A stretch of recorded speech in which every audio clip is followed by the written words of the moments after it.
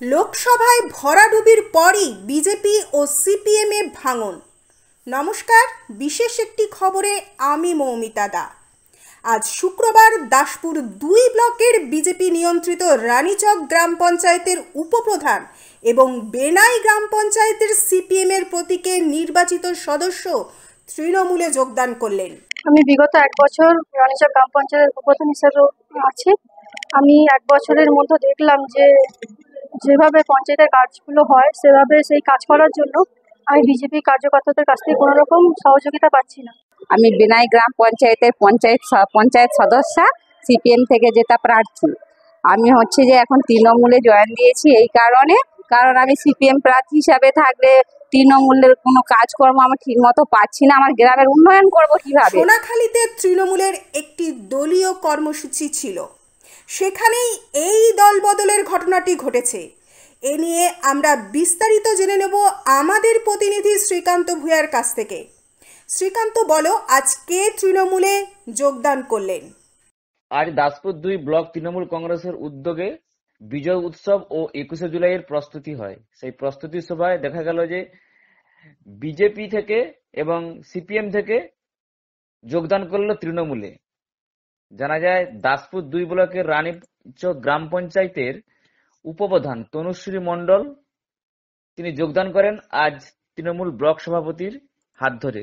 সেই সঙ্গে বেনাই গ্রাম পঞ্চায়েতের সিপিএম এর জয়ী প্রার্থী মোনালিসা ফদিকার তিনিও যোগদান করেন তৃণমূলে।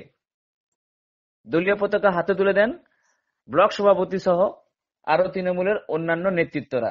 দাসপুরের সোনাখালী থেকে শ্রীকান্ত ভূঁইয়া, স্থানীয় সংবাদ।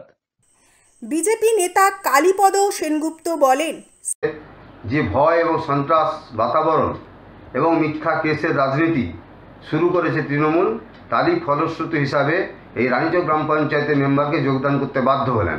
সিপিএম এর নেতা অমল ঘরোই জানালেন, জনগণের সঙ্গে বিশ্বাসঘাতকতা করেছে, এটা ঠিক করেন। অপর দিক থেকে যারা জয়েন করালেন তারাও সমপরিমাণ অপরাধ করলেন।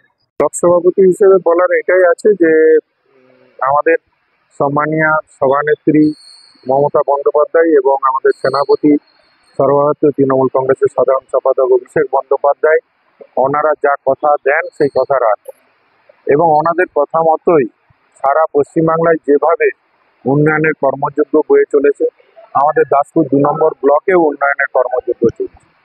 এই উন্নয়নের কর্মযজ্ঞে সামিল হয়ে আমাদের বিরোধী রাজনৈতিক দলগুলির পক্ষ থেকে আজকে আমাদের 14টা গ্রাম পঞ্চায়েতের মধ্যে একটি গ্রাম পঞ্চায়েত আমরা হাতছাড়া হয়ে গিয়েছিল আমাদের পঞ্চায়েত ইলেকশনে, 1 ভোটের ব্যবধানে একটা সিট দিয়ে।